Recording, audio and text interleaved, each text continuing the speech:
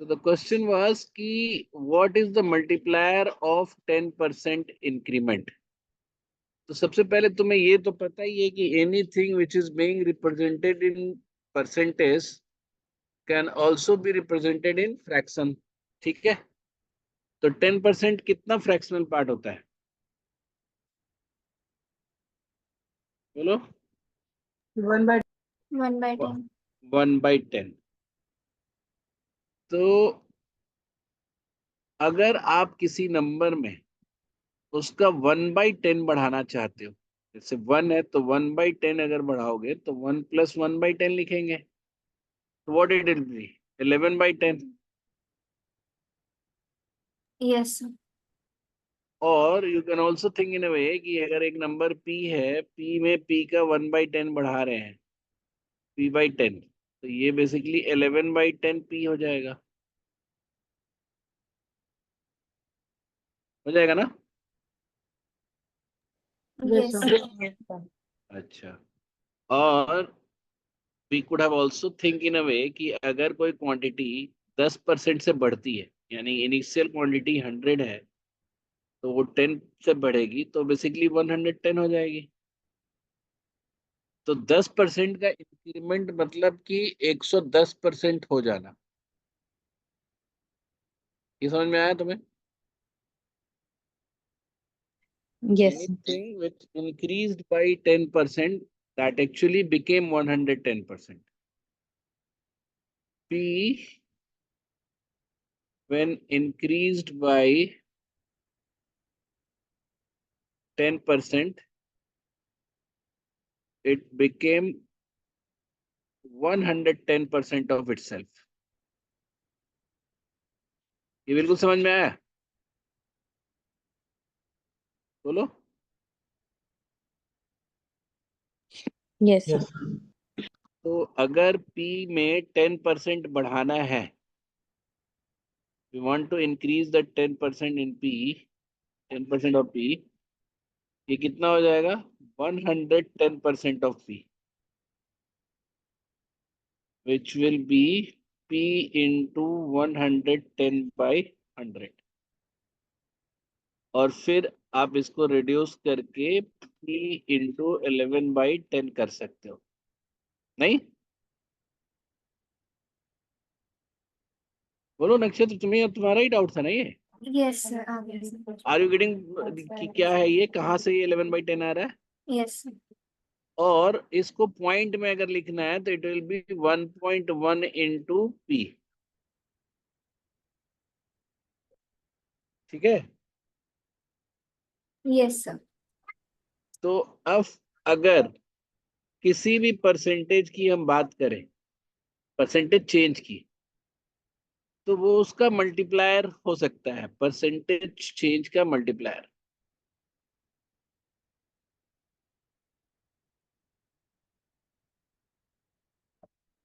तो जैसे मान लो कि अगर 20% इंक्रीमेंट है तो उसका मल्टीप्लायर या तो 120/100 होगा, अगर आप परसेंटेज टर्म में ही देखोगे, या फ्रैक्शनल टर्म में देखोगे तो बेसिकली ये 1/5 बढ़ रहा है तो इसको हम 6/5 लिखेंगे, या फिर इसको 1.2 लिखेंगे। Any of these three will work, नहीं? 20% का ग्रोथ जो है ये तीनों में से कोई भी रिप्रेजेंट कर सकता है, मतलब any of these three multiplier will actually result in 20% growth. बोलो, समझ में आया सबको? Yes, sir. Yes, sir. तो अब जैसे कहीं कहीं पे तो fraction easily you can see और कहीं कहीं पे यू कैन नॉट। जैसे मान लो अगर आपसे बोला जाए कि 37% का ग्रोथ है तो 137/100 होगा, या केवल 1.37। इसका कोई फ्रैक्शनल नहीं निकलेगा क्योंकि ये रिड्यूस नहीं होता है। जैसे 120/100 रिड्यूस होके 6/5 हो जाता है। 20% is 1/5, but 37% is actually 37/100 only. तो यहाँ पे दो ही ऑप्शन है आपके पास, ठीक है। तो इस तरीके से every change has a multiplier. तो इसी तरीके से अगर मैं तुमसे पूछूं कि 25% लेस का मल्टीप्लायर क्या होगा, तो बताओ इसके मल्टीप्लायर्स क्या होंगे। 1/4. 1/4 से 25% निकलता है, उससे कम या ज्यादा नहीं होता है। जब आपको कम करना है तो आप उसको 3/4 बोलोगे। 1/4 रिड्यूस करना है, 25% लेस का जो मल्टीप्लायर होगा, that means the amount will be now 75% of it self. और 75% मतलब 75/100, and it will become 3/4 of it self और 0.75। तो अगर कभी ऐसा दिखता है कि x में 0.75 मल्टीप्लाई कर किया जा रहा है और समवन इज आस्किंग कि x का चेंज परसेंटेज क्या है, तो you can just see and tell कि ये 0.25 पर जो है, मतलब 0.25 कम हो रहा है 1 से, तो दैट इज 25% से कम हो रहा है x। ये समझ में आया सबको। Every percentage change has its multiplier, which can be represented in percentage figures also, fractional और point decimal, ठीक है। तो अब अगर आपसे ये पूछा जाए कि एक क्वांटिटी है y, y में मल्टीप्लाई हो रहा है 0.88, तो y में क्या परसेंटेज चेंज है।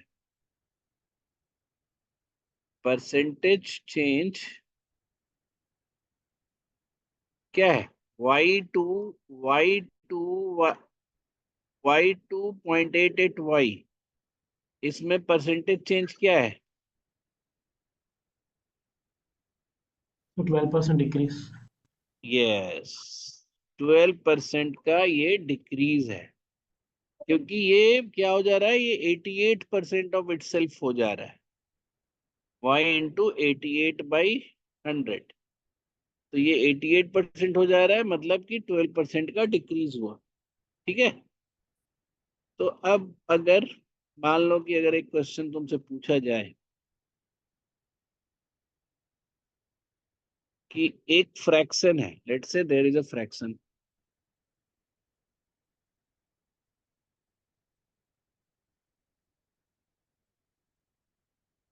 देयर इज अ फ्रैक्शन जिसका न्यूमरेटर जो है चेंज ना लिख के इंक्रीज लिखा जाए, इंक्रीज्ड बाय 20%, और डिनोमिनेटर जो है इंक्रीज्ड बाय 25%, ठीक है। तो अब आपसे पूछा जाए कि percentage change in fraction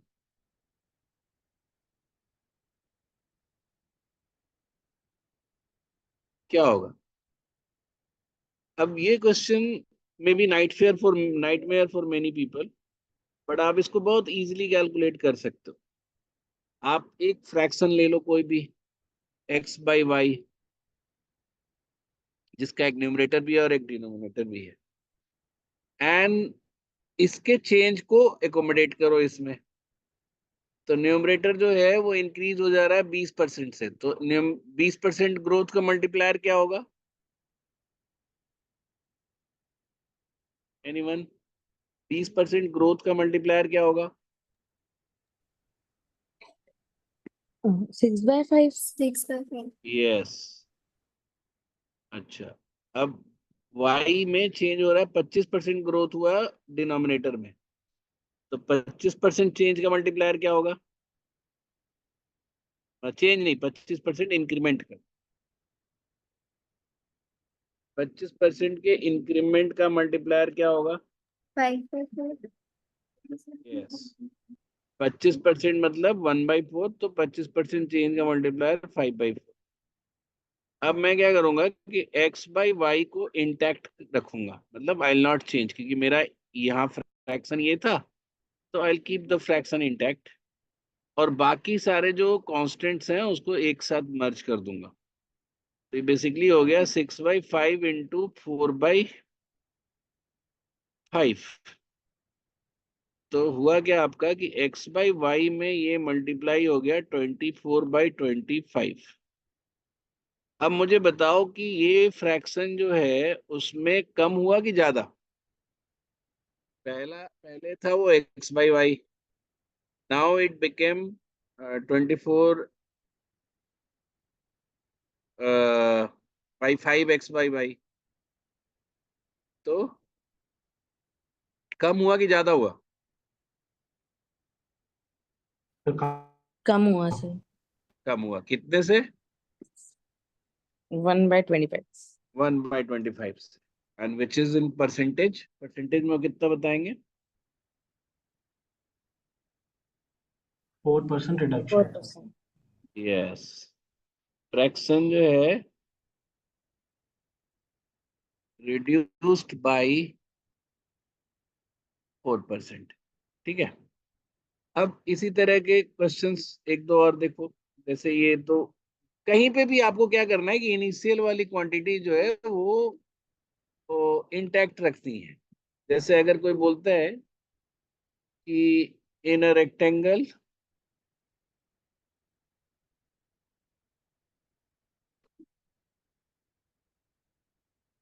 length got increased by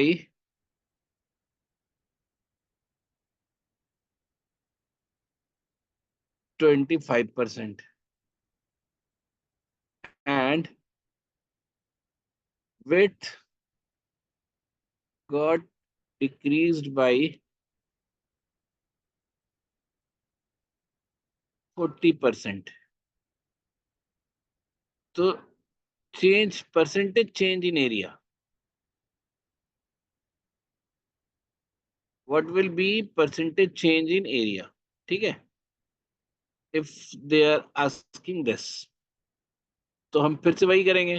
the area for a rectangle area is x into y, where x is length और y इज विड्थ। अब इसको, जो इसका जो चेंज है वो इसको एकोमोडेट करेंगे इसमें। x increased by what? 25%, तो इसका मल्टीप्लायर हो जाएगा हमारा 5/4। और y डिक्रीज बाय व्हाट? 40%, तो 40% रिडक्शन का मल्टीप्लायर क्या होगा? एनीवन? 40% रिडक्शन का मल्टीप्लायर क्या होगा?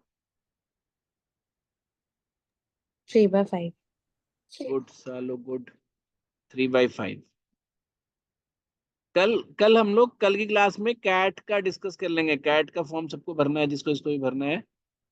जिसको नहीं भी भरना वो भी बैठ जाना, बेटर रहेगा। तो ये आपका, हमारा जो सारे चेंज हमने डाल दिए हैं। अब हमारा मेन काम क्या होता है कि हम जो इनिशियल क्वांटिटी थी उसको बाहर निकाल लेंगे, x इंटू वाई, क्योंकि ये एरिया था हमारा। रेस्ट एवरी कांस्टेंट को हम लोग एक साथ रख लेंगे, तो ये हमारा कट गया बेसिकली, और ये हो गया 3/4। तो अभी क्या हुआ, एरिया क्या हुआ, इससे डिक्रीज हुआ कि इंक्रीज हुआ? Decrease. डिक्रीज हुआ। और कितने से डिक्रीज हुआ? 1/4। Which is 25%। 75%. हाँ 75% हो गया, बट डिक्रीज बाई लिखते हैं हम 25%। 25%। ठीक है, ऐसा। अब यहाँ पे क्या होता है, कभी कभी इसी Sir, क्वेश्चन, हाँ, 25% क्यों? क्योंकि 1/4 घटा है ना। अच्छा अच्छा, ठीक हाँ, है। 3/4 मल्टीप्लायर मतलब 1/4 से रिड्यूस हुआ है। 1/4 जो है आपका 25%। इसी क्वेश्चन में अगर आपसे पूछा जाता कि परसेंटेज चेंज, मतलब same question but percentage change in perimeter, ठीक है, परसेंटेज चेंज इन पेरीमीटर क्या होगा ये पूछा। तो पेरीमीटर का जो वो होता है, आपको पता है कि लेंथ और ब्रेड्थ सबका सम कर लेते हैं। तो 2 टाइम L+B जो है वो हमारा पेरीमीटर होता है। अब अगर हम उस चेंज को एकोमोडेट करेंगे यहाँ पे, तो L में आ जाएगा हमारा 5/4, प्लस B में हमारा मल्टीप्लाई हो जाएगा 3/5। Now I can not extract the initial perimeters, वो उसके जो एक्सप्रेशन को हम एक्सट्रैक्ट नहीं कर सकते इसमें से। तो वी कैन नॉट टेल, या डेटा इनसफिशिएंट या कैनॉट बी डिटरमाइंड बोलो तो ज्यादा बेटर है, CBD। और इसका एक सिंपल एक्सप्लेनेशन भी है। जैसे मान लो कि ये लेंथ है और ये विड्थ है, तो लेंथ का 25% और विड्थ का 40% कम होना। तो अगर विड्थ छोटा है तो उसका 40% भी छोटा होगा, लेंथ बड़ा है तो उसका 25% बड़ा होगा। तो वैरिड लेंथ और विड्थ के साथ जो है इसके चेंज अलग अलग आएंगे, बिकॉज फिर दोनों का सम मिला के बेस बनता है। तो केवल लेंथ की बात तो है नहीं, दोनों का सम मिला के हमारा पेरीमीटर बनता है। So that's why it can not be calculated even if you see by reasoning. और यहाँ पे भी हम देख रहे हैं कि we can not extract the perimeters out of this after this accommodation of change. तो आप उसको नहीं निकाल सकते। फिर इसी तरह के क्वेश्चंस होते हैं।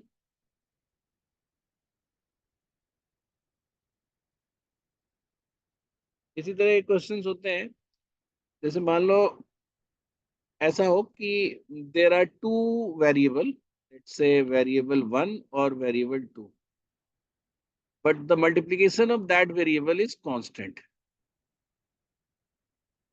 बताना तुम लोग ऐसे केसेस बता सकते हो, सच केसेस जहां पे ट्रू क्वांटिटी का मल्टीप्लीकेशन कैन बी कांस्टेंट। ऐसे केसेस बता सकते हो? The speed, time and distance. हाँ Speed is अगर, constant and हाँ अगर अगर आपका डिस्टेंस कांस्टेंट है, मतलब आप जो ट्रेवल कर रहे हो अपने घर से दूसरे शहर को, या फिर दूसरे शहर, एक शहर से दूसरे शहर को, तो एक सेकंड होल्ड करो।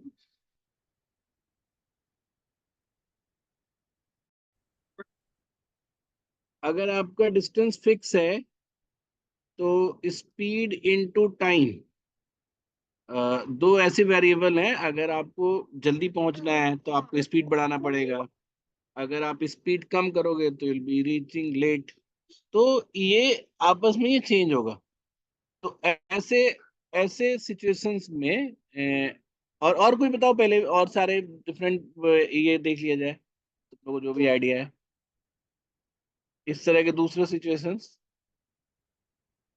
Where multiplication of two variable is constant. तुम लोग को याद होगा, साइंस में कभी पढ़ते होगे, pressure into volume is equal to nRT। तो अगर टेम्परेचर कांस्टेंट है तो प्रेशर और वॉल्यूम भी कांस्टेंट होगा। कभी कभी ये होता है कि हमारे पास एरिया फिक्स है and we can take different length and width to get the same area, ठीक है, लेंथ एंड विड्थ।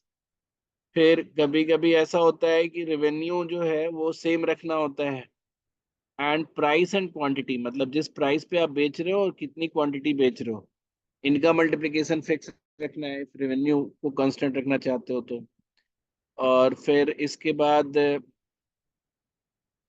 अ, इस तरह के और भी सिचुएशंस होंगे। तो अब जैसे मान लो कि हम TST को लेकर एक क्वेश्चंस क्रिएट करें, तो इफ मतलब questions can be created as कि in order to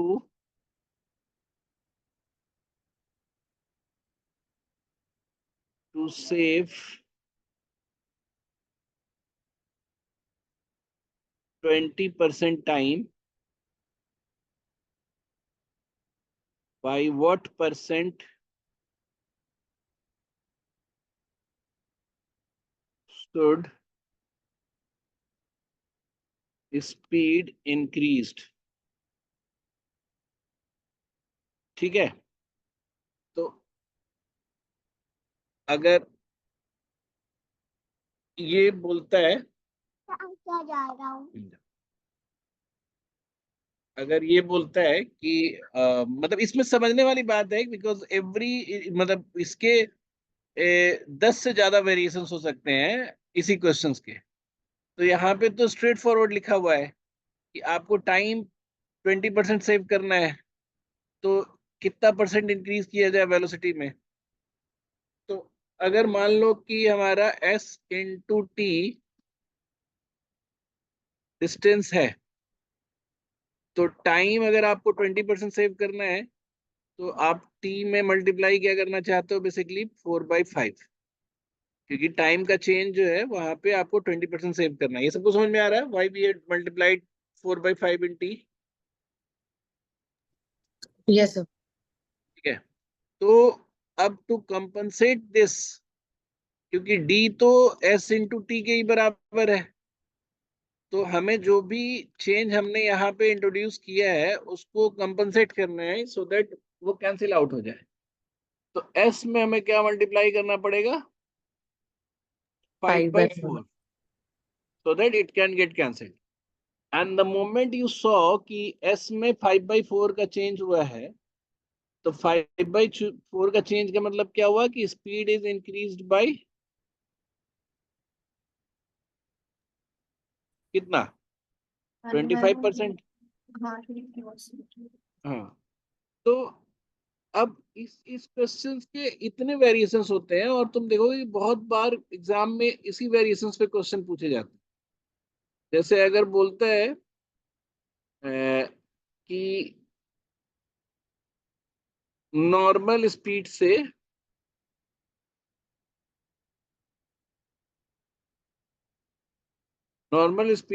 मतलब नॉट से, है ना, with normal speed train reaches the destination.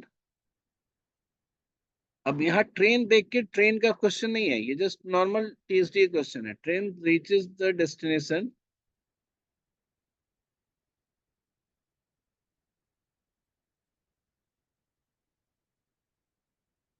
In 72 minutes, और बोलता है कि ड्यू टू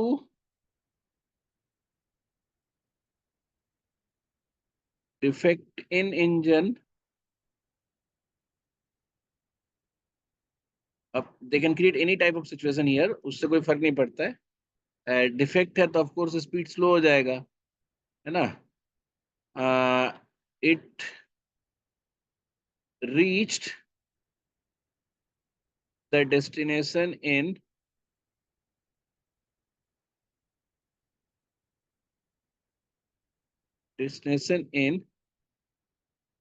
84 मिनट। ठीक है, अब बोला कि चेंज इन स्पीड बताओ,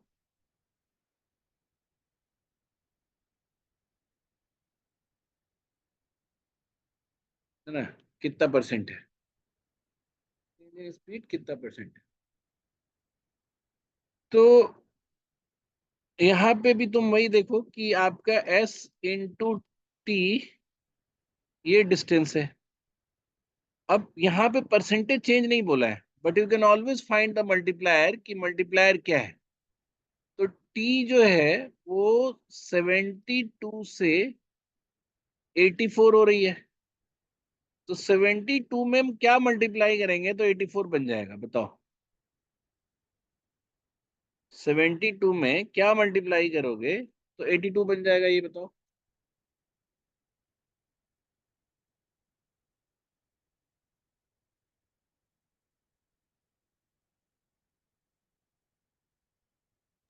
$84/72 कर दो.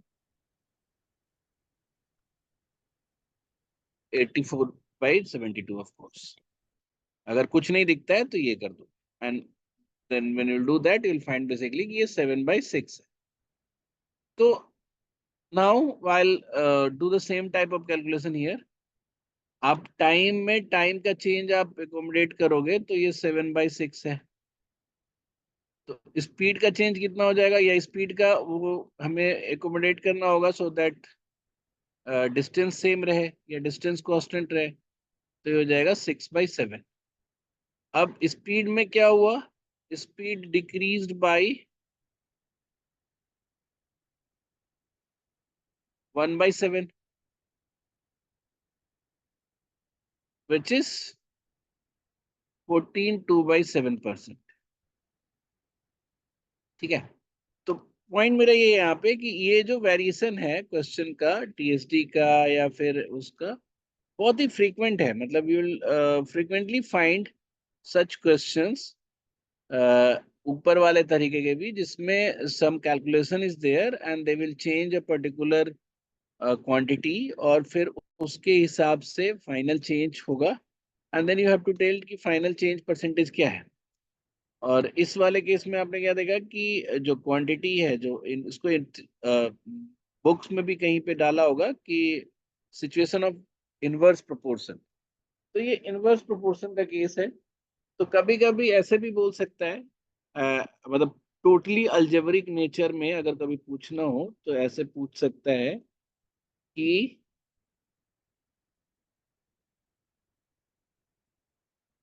change in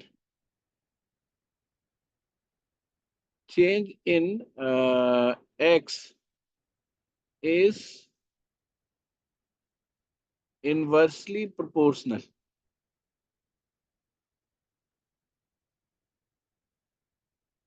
with y। ये बता दिया पहले। फिर आपको बोलता है कि if x got increased by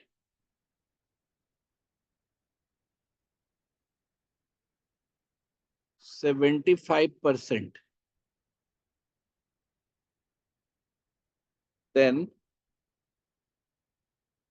what will be the change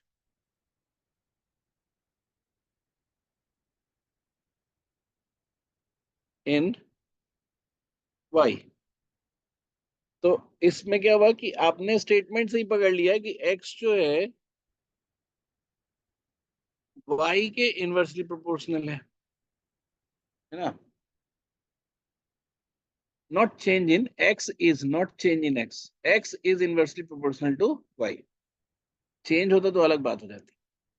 तो अब यहाँ पे हमने क्या देखा कि with this we can safely assume that x into y is equal to a constant. ठीक है, अब ये आपको अपना सिचुएशन मिल गया जहाँ पे यू आर वेरी फैमिलियर।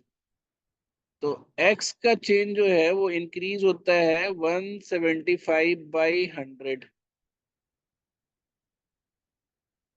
तो y में हमें क्या करना पड़ेगा, 100/175 because it needs to be constant।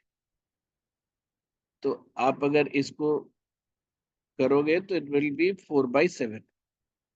तो y का चेंज क्या हुआ इसमें,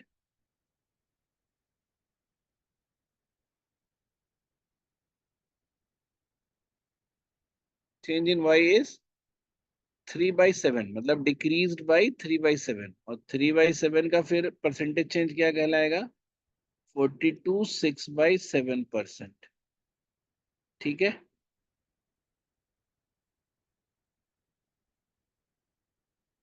ठीक है। तो ये आपका हो गया।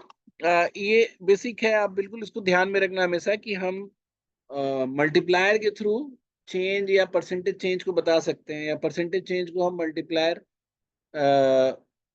परसेंटेज चेंज लाना है तो we can multiply something very easily और गेट द सेम चेंज। तो ये आपको ध्यान रखना है, ठीक है।